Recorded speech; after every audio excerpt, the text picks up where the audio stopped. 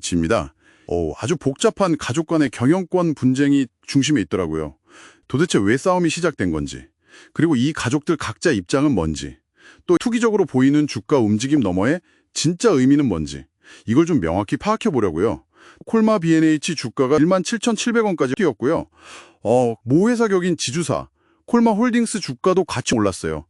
이번 급등은요, 기업 펀더멘탈, 그러니까 실적 개선 이런 거랑은 좀 거리가 멀어요. 가족 간의 경영권 분쟁, 이게 직접적인 도화선이죠. 현재 대표이사인 윤여원 대표 창업주 따님이시죠. 그쪽 가족들, 구체적으로는 어머니랑 남편분이 아주 소량이긴 한데 각각 0.05%, 0.01% 정도요. 이걸 공개적으로 매입했다는 공시가 뜨면서 분쟁이 수면 위로 올라온 겁니다. 시장에서는 이걸 어떻게 봤냐면, 오빠인 윤상현 부회장이 경영에 개입하려는 시도를 하니까 거기에 대해서 우리는 가만히 있지 않겠다, 이런 명백한 방어 신호로 해석을 한 거죠. 오빠 윤상현 부회장이 지주사인 콜마 홀딩스를 이끌고 있는데 올해 초에 콜마 B&H 이사진을 바꾸려고 시도했었군요. 그런데 창업주인 윤동환 회장까지 딸 편에 서서 2018년에 맺었던 가족 합의 위반이다, 이렇게 본다는 거죠. 근데 딸의 독립 경영을 보장해주기로 약속했다면서요. 좀 더 큰 그림에서 보면요, 이건 결국 창업주의 승계 계획이 좀 삐걱거린 결과라고 볼 수 있어요. 원래는 아들에게는 화장품이랑 제약, 그러니까 한국 콜마 중심으로 맡기고 딸에게는 건강기능식품, 콜마 B&H를 맡기려고 했던 건데, 아들인 윤상현 부회장이 콜마 B&H의 실적 부진, 이걸 명분으로 내세우면서 지주회사를 통해서 영향력을 키우려고 한 거죠.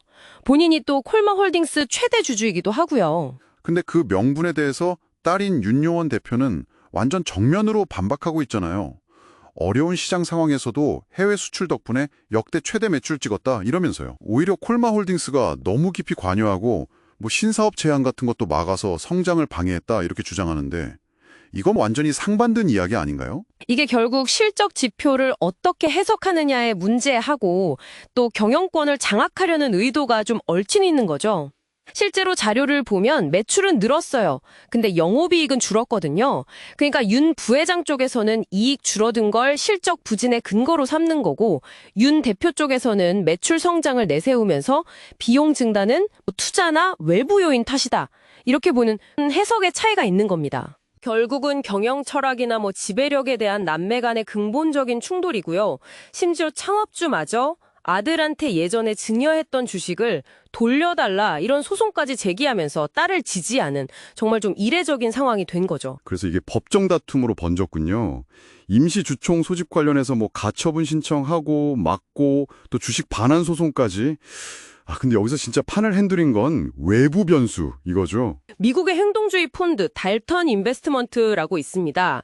여기가 콜마 홀딩스 지분 보유 목적을 원래는 단순 투자였는데 경영 참여로 바꾸고 지분도 더 늘렸어요. 원래부터 주주 환원하라고 계속 압박하던 곳인데, 일각에서는 이 펀드의 압박이 윤상현 부회장의 이번 행동, 그러니까 콜마 B&H에 개입하려는 시도에 영향을 좀 줬을 수도 있다, 이렇게 분석하기도 해요.